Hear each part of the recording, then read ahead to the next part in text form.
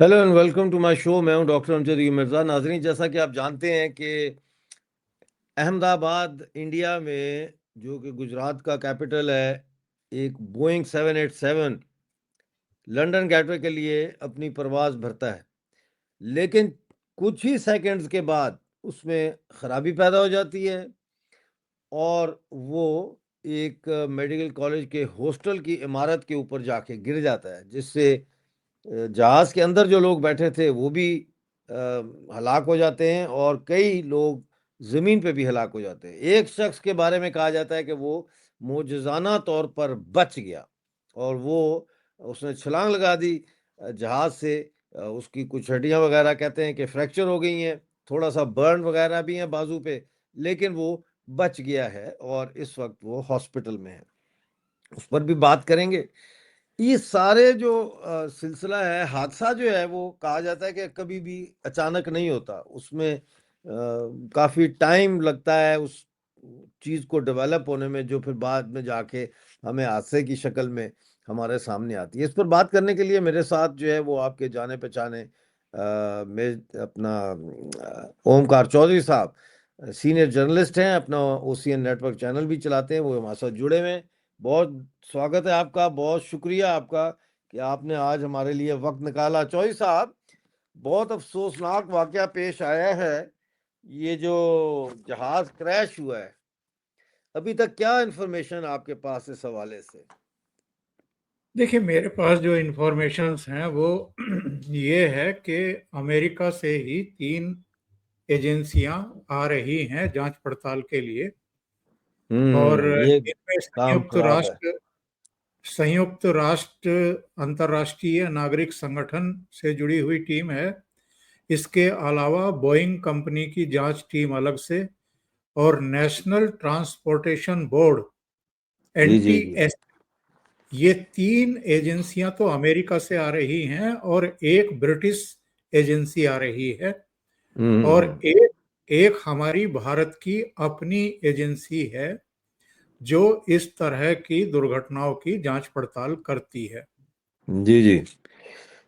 और ये सारी एजेंसियां अब, चूंकि ब्लैक बॉक्स मिल चुका है, डीवीडी मिल चुका है, ठीक कह रहे हैं आप। दूसरे जितने भी उपकरण होते हैं वो सब मिल गए हैं, मिल गए हैं। उनमें से उनमें से कोई भी मिसिंग नहीं है। ठीक है। अब यहाँ बहुत ये सारे सवाल लोग। पैदा होता है, यहाँ एक सवाल जी। पैदा होता है चौधरी साहब, बीच में मैं आपको अचानक काटूँगा क्योंकि ये टॉपिक ऐसा है कि इसमें वो तकल्लुफ़ात में हमें एक-दूसरे के साथ नहीं पड़ना चाहिए। आप भी अगर बीच में लुक़मा देना चाहें तो बेशक यू आर मोस्ट वेलकम। ये कहा जा रहा है कि जो यूएस की टीम आ रही है वो बेसिकली ब्लैक बॉक्स कलेक्ट करने के लिए आ रही है। वो चाहते हैं कि इस ब्लैक बॉक्स को हिंदुस्तान में ना खोला जाए, इसके ऊपर हिंदुस्तान में रिसर्च ना की जाए, बल्कि इसको अमेरिका ले जाया जाए और वहाँ पे इसको खोला जाए। कुछ लगता ये है कि बोइंग वाले और अमेरिका वाले जो है, वो नहीं चाहते कि हिंदुस्तान के ज़रिए दुनिया को ये पता चले कि आखिर वजह क्या थी और फिर ब्लैक बॉक्स वहाँ लेके जाएँ और इसको सारा जो है वो, अगर कोई ऐसी बात है जो वो नहीं चाहते कि दुनिया को पता चले, तो उसको वो छुपा दें। क्या भारत ब्लैक बॉक्स देगा बोइंग को कि वो उसको अमेरिका लेके जाएँ? नहीं, मैं कोई ऐसी अनड्यू इस पे कमेंट नहीं करूंगा जो मुझे पता नहीं है और जो तकनीकी जानकारी मुझे नहीं है।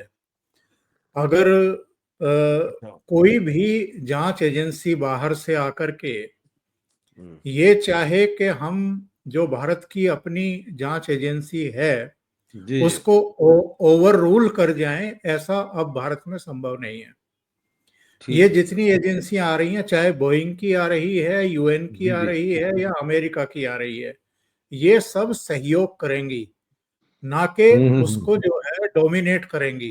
ठीक है, और ब्रिटिश एजेंसी भी जो आ रही है वो भी सहयोग करने के लिए आ रही है, डोमिनेट करने के लिए नहीं आ रही है। ठीक है। जांच हमारी एजेंसी करेगी। अच्छा, हमारी एजेंसी को जो लगेगा, जो सही लगेगा वो करेगी। ठीक और है। मिर्जा साहब, आप भी और अब तो पूरी दुनिया जान चुकी है कि भारत के लिए अपने राष्ट्रीय हित सर्वोपरि होते हैं। तो हुँ, हम किसी भी एजेंसी को, किसी भी देश को डोमिनेट करने की परमिशन नहीं देंगे। नहीं देंगे, ठीक है। ठीक है। और हादसे की वजूहात के बारे में क्या कहा जा रहा है? हादसा देखिए, कैसे हो गया ये? मैं कई लोगों के विचार सुन रहा हूं, और एक कमर्शियल पायलट का हम्म धवन साहब का मैं सुन रहा था, संदीप धवन, जो हम्म इस समय कमर्शियल उड़ानों को बाकायदा ठीक संचालित है। कर रहे हैं, उड़ा रहे हैं। हम्म उनका इंटरव्यू किया है आदि अचिंत ने, हमारे मित्र हैं, और उन्होंने सारे जितने भी टेक्निकल आयाम हो सकते हैं, एस्पेक्ट्स हो सकते हैं, उन सब को कवर किया है। उन्होंने, जो लोग कह रहे हैं कि सबोटाज हो सकता है, टर्की की कंपनी का सेलेबी का नाम लिया जा रहा है जी। एक कोर्ट ने, जब ये सब क्लैश हुआ था भारत और पाकिस्तान के बीच में, तो भारत ने एक फैसला किया था कि इसके पास जो काम है टर्की की सेलेबी एजेंसी के पास, उसको वापस ले लिया जाए सिक्योरिटी रीजन से। और कोर्ट ने कहा था कि नहीं, अभी इसको करने दीजिए, जुलाई तक शायद उसको स्टे मिला था। तो उसको लेकर के भी तमाम लोग बातें कर रहे हैं। लेकिन ये सब चीजें केवल कयास हैं, आशंकाएं हैं। हम्म। जो कल मैं पायलट साहब की बात सुन रहा था, उनका कहना था कि ये एक्चुअल में संभव ही नहीं है, क्योंकि किसी एक आदमी या किसी एक एजेंसी के हाथ में सिक्योरिटी के पैरामीटर्स और जांच पड़ताल का काम नहीं होता है। ठीक, बिल्कुल ठीक। उसको क्रॉस चेक किया जाता है, और हिंदुस्तान के हवाई अड्डों के भीतर अब कोई घुस नहीं सकता है सबोटाज करने के लिए, क्योंकि उसकी चार चार पॉइंट्स पर सघन तलाशी होती है और जांच पड़ताल होती है। जब से हमारा वो AIC 814 हाईजैक हुआ था, जी जी जिसको जी। कंधार ले जाया गया था, उसके जी बाद से बिल्कुल। अब किसी तरह की कोई हरकत कर नहीं तो सकता है। हाईजैकिंग नहीं है, हाईजैकिंग नहीं है, फाउल प्ले नहीं है इसमें। फाउल प्ले ठीक है नहीं ना? है, और सबोटाज नहीं है। जो मैं सैबोटाज सुन नहीं है। रहा था, जो जी अलग जी। अलग लोगों ने बात बताई है, उसके अनुसार, हालांकि जो मेन पायलट हैं हमारे सबरवाल साहब, जो इसको उड़ा रहे थे, उनका 8200 घंटे का उड़ान का अनुभव है, सही। 8200 घंटे का। और जो उनके सहायक पायलट थे, उनका 1100 घंटे का है। नहीं, उन दोनों इसलिए के पायलट्स के ऊपर तो हमें कोई शक शुबा नहीं है। इंतहाई तजर्बाकार, इंतहाई अच्छे और बड़े ऊंचे कैलिबर के वो हमारे भारतीय पायलट थे। पायलट्स का तो इसमें कोई भी कसूर नजर नहीं आ रहा, क्योंकि अगर फिजिकली भी देखें तो आखिरी वक्त तक उन्होंने जहाज की नोज अप रखी हुई थी, यानी वो पूरी कोशिश कर रहे थे कि जहाज लिफ्ट ले। ऐसे नहीं था, ऐसे नहीं था, घुमाया नहीं कहीं नहीं, वो ऐसे थे कि बस ये जहाज जो है किसी तरह से एक दफा वो जो लिफ्ट, उसको जो बुलंदी चाहिए 3-4 हजार फुट फीट की, वहां तक पहुंच जाए, फिर सवाल लेंगे। लेकिन ये 600 फीट से ऊपर नहीं जा सका जहाज, बदकिस्मती से। चौधरी साहब, 9 मार्च 2024 को जो बोइंग के मैनेजर थे अमेरिका में, मिस्टर जॉन बार्नेट, इनको इनकी लाश मिली थी कार पार्क से चार्ल्सटन होटल के, और वहां पे पुलिस के मुताबिक इनके गन शॉट वुंड था सर में। अब वो जो गन शॉट वुंड था, पुलिस ने कहा जी कि ये सेल्फ इन्फ्लिक्टेड है, जिससे ये तासुर मिलता है कि वो शायद उन्होंने खुदकुशी की है। अब उनकी जो फैमिली है, उन्होंने उस वक्त एक बोइंग कंपनी को सू किया था, और उन्होंने कहा था कि वो मैं लिख पढ़ देता हूँ आपको। He was subjected to campaign of harassment, abuse and humiliation after he raised concerns about safety issues, कि उनको बोइंग की तरफ से एक मुहिम के तौर पर हरासा किया जा रहा था, और उनको अब्यूज किया जा रहा था, और उनको ह्यूमिलिएट किया जा रहा था, जब उन्होंने बोइंग के हवाले से सेफ्टी कंसर्न्स उठाए। अच्छा, वो सेफ्टी कंसर्न जो उन्होंने उठाए वो मैंने देखे। उन्होंने अपनी रिपोर्ट में कहा था कि वर्कर्स जो है ये अंडर प्रेशर हैं। ठीक है, काम बहुत ज्यादा है, वर्कर कम है, यानी वर्कर्स अंडर प्रेशर हैं। और उनको जानबूझ के जो पुर्जे फैक्ट्री से आते हैं, वो सब स्टैंडर्ड पार्ट्स देते हैं रिप्लेसमेंट के लिए। आपको पता है कि एक खास वक्त के बाद इतने 1000 घंटे या 100 घंटे उड़ने के बाद जहाज के कुछ पुर्जे जात चेंज किए जाते हैं। तो वो कह रहे हैं कि ये पुर्जे सब स्टैंडर्ड थे और वर्कर्स जो है वो प्रोसीजर जो होता है क्वालिटी कंट्रोल और चेकिंग का, उसमें वो हमेशा फेल होते थे। ऑक्सीजन जो है सिस्टम 787 का, उसमें भी बहुत सारी प्रॉब्लम्स थी और 4 में से एक जो इमरजेंसी मास्क है, वो इमरजेंसी अगर हो तो उसमें काम नहीं कर सकता। तो अभी भी जो इंटरव्यूज हम देख रहे हैं, काफी इंटरव्यूज आए हैं जिसमें लोगों ने बोइंग की 787 की सेफ्टी के हवाले से इश्यूज उठाए हैं कि एक नहीं कई मर्तबा जो है 2015 से सेफ्टी कंसर्न्स जो है 10 साल से वो इसके ऊपर मुख्तलिफ क्वार्टर से आवाज उठती रही है। तो क्या आप समझते हैं कि अगर ये बात सही है कि बोइंग ये जो क्रैश हुआ है ये इन्हीं सेफ्टी कंसर्न्स की वजह से जो है पैदा होने वाला कोई टेक्निकल इशू की वजह से है, तो क्या आप समझते हैं कि बोइंग का जो है वो ये एंड है, लास्ट चैप्टर था, जैसे कॉन्कॉर्ड खत्म हो गया ऐसे अब ये बोइंग कंपनी भी फारिग हो जाएगी? देखिए, ये जो तकनीकी मामले हैं इन पर हम लोग टिप्पणी ना करें तो ज़्यादा बेहतर है, क्योंकि हम उनके बारे में जानते नहीं हैं। लेकिन हाँ, ये बात सही है कि इश्यूज आए हैं, 2018 में भी आए थे और कुछ दुर्घटनाएं भी घटी हैं, लेकिन इस लेवल की दुर्घटना आज तक ड्रीम लाइनर के साथ नहीं घटी नहीं है। हो। मैं आपको बता दूं, 2013 में 2012 में भारत को 6 ड्रीम लाइनर मिले थे और उनमें से एक ड्रीम लाइनर नई दिल्ली से लंदन के बीच में शुरू हुआ था और जो फर्स्ट फ्लाइट थी न्यू दिल्ली टू लंदन, उसमें मैं भी सवार था। दिल्ली अच्छा। से करीब 30-32 पत्रकार थे, नागरिक उड्डयन मंत्री अजीत सिंह थे और उनके जो परिवहन विभाग के नागरिक परिवहन विभाग के जो सेक्रेटरी थे वो थे, उनके स्टाफ था। और क्या शानदार एयरक्राफ्ट है ये, मैं बता नहीं सकता आपको। वो इतना शानदार अनुभव था हम लोगों का ड्रीम लाइनर की यात्रा करने का। उससे पहले भी अलग-अलग एयरबस से भी किया है, इससे भी किया है। तो वैसा अनुभव किसी विमान का नहीं था।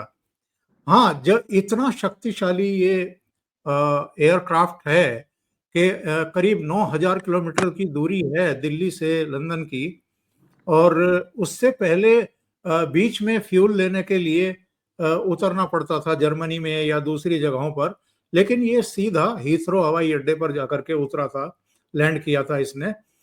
तो सेफ्टी के पॉइंट ऑफ व्यू से, सुरक्षा के पॉइंट ऑफ व्यू से, यात्रा की सुविधा और जो सुख सुविधाएं, मतलब सीट के बीच में जो स्पेस है या जो तमाम मनोरंजन के साधन, अंदर हर सीट के पीछे एक स्क्रीन आपको मिलेगी, तमाम चीजें उसमें उपलब्ध थी।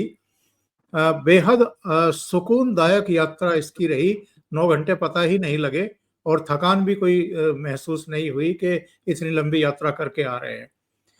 कुछ कंसर्न्स रहे हैं और जो ड्रीम लाइनर हमारे पास हैं, यानी भारत के पास हैं, इनकी उम्र अभी ज्यादा नहीं है।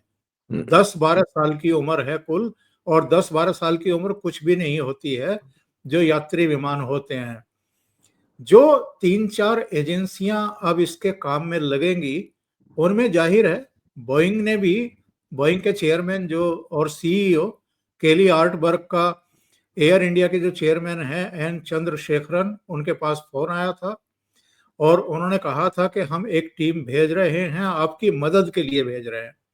तो ऐसी कोई खबर नहीं है कि ब्लैक बॉक्स वो अमेरिका ले जाने की कोई जिद कर रहे हैं या उनकी कोई इच्छा ठीक है। है। ये एक मतलब वो एक परसेप्शन क्रिएट किया जाता है परसेप्शन और क्रिएट। ये बोइंग और एयरबस के बीच में कोई आज की लड़ाई नहीं है, बहुत पुरानी लड़ाई है। एक दूसरे की मार्केट खराब करने के लिए ये सब इस तरह की चीजें चलाने की कोशिश करते हैं। पर देखिए, मुझे लगता है तकनीकी टीमें जब इस पर इसकी जांच पड़ताल करेंगी तो समझ में आएगा।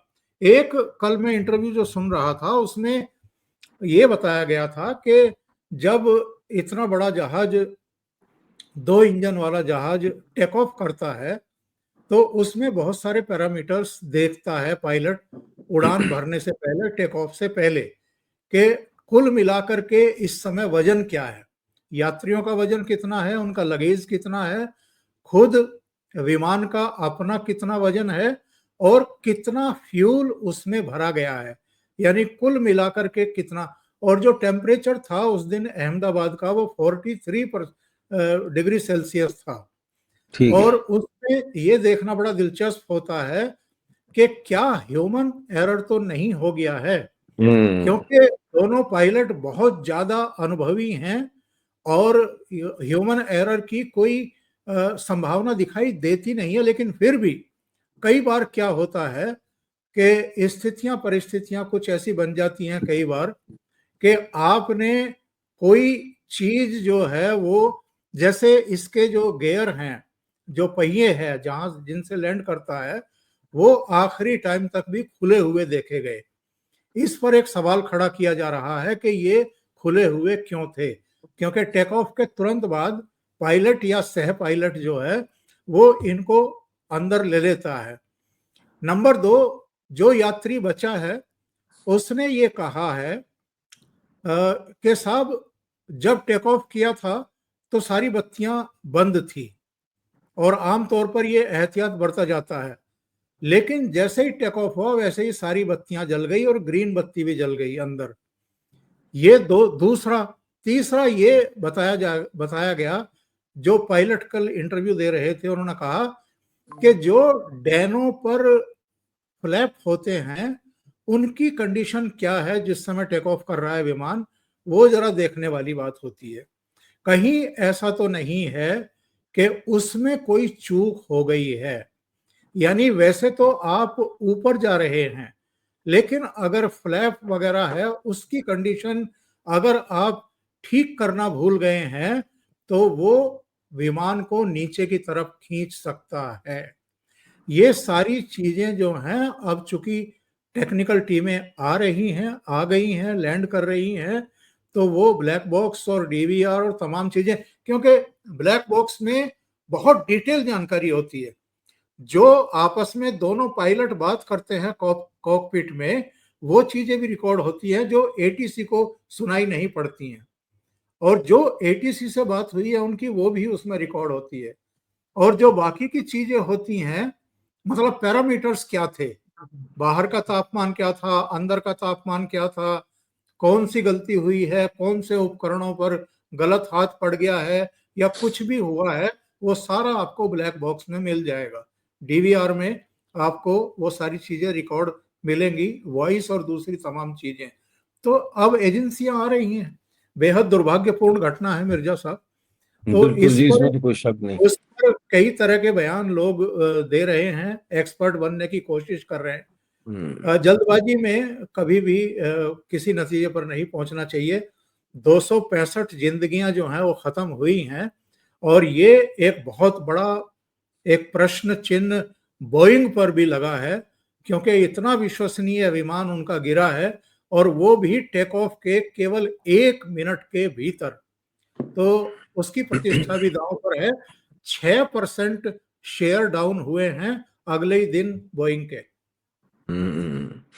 अच्छा, एक और आखिरी बात ये है कि अब लोग कह रहे हैं कि जी जिस दिन ये जहाज गिरा है वो 11 तारीख थी, सीट नंबर जिस पे बंदा बचा है वो भी 11 नंबर सीट है, और हॉस्पिटल में जब उसको लेके गए तो जो बेड दिया वो भी 11 नंबर है। इसमें कोई ये अब वो कोइंसिडेंस एक है? संयोग हो सकता है, इसके अलावा तो कुछ नहीं। वैसे गुजरात के पूर्व मुख्यमंत्री विजय रूपाणी साहब भी लंदन आ रहे थे अपनी बेटी के पास, तो उनकी भी डेथ हुई है। उनके बिल्कुल। साथ भी एक संख्या लगी हुई है। 11 तारीख नहीं, शायद 12 तारीख को यह विमान दुर्घटना हुई है।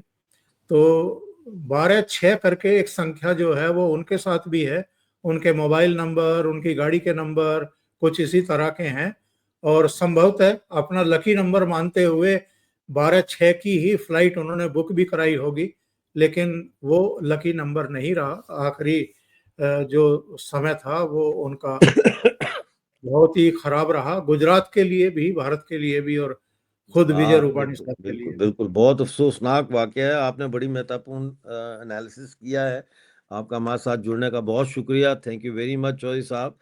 बहुत-बहुत धन्यवाद है आपका कि आप हमारे साथ जुड़े हैं। नाज़रीन, जैसा कि आपने सुना, चौधरी साहब ने बड़ी तफ़सील से हर पहलू पे जो है वो रोशनी डाली है, और ज़ाहिर है कि एक बात अब हमें तसल्ली है, वो जो कि हमें चौधरी साहब ने तसल्ली दी है कि भई आप टेंशन ना लें, ऐसी कोई बात नहीं है कि अमेरिका से कोई आ जाएगा या लंदन से कोई आ जाएगा और कहेगा ब्लैक बॉक्स हम लेके जा रहे हैं।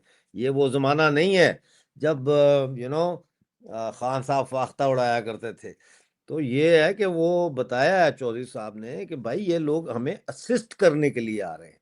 फ़ोन करके भी उन्होंने बोला है, हमारे यहाँ पे जो एविएशन के महत्वपूर्ण हमारे ऑफिसर हैं उनको, चीफ को, कि भाई we are sending our team to assist you, to help you. तो इसकी खोज तक जाएगा भारत। ये एक डिफरेंट किस्म का भारत है। लोगों को जो आज से 20-25 साल पहले भारत गए हैं या जिन्होंने उस भारत को देखा है, वो नहीं समझ सकते कि ये जो नया भारत है, ये किस किस्म का भारत है। ये असर्टिव भारत है, ये अपनी जगह पे खड़े होने वाला भारत है। इसका सबूत तो जयशंकर जी ने दुनिया के हर फोरम पर जाकर दिया है, जहां उन्होंने इंडिया के खिलाफ होने वाले प्रोपेगेंडे को और जो स्नब करने की जो कोशिश की जाती रही है इंडिया को, उसका मुंह तोड़ जवाब दिया है। इसी तरह से इसका भी खोल लगाया जाएगा। हम जैसा हमेशा कहते हैं कि हमारी हमदर्दियां, हमारी सोच, हमारी फिक्र, हमारे इमोशंस जो है उन फैमिलीज के साथ हैं जिन्होंने अपने प्यारे खोए हैं। बड़ी बड़ी दास्तानें आ रही हैं। हर जो हलाक हुआ है इस हादसे में शख्स, उसका एक कहानी, एक दास्तान है, जो बड़ी दुखद होती है क्योंकि वो कामयाब नहीं हो सके, उनकी ज़िंदगी की ख्वाहिशात, और कई बच्चे उसमें मारे गए हैं, कई महिलाएं मारी गई हैं, कई नौजवान मारे गए, कई स्टूडेंट मारे गए। एनीवे, देखते रहिए हमारा शो। मिलते हैं अगले शो में। उस वक्त तक के लिए मुझे इजाज़त दीजिए और अपना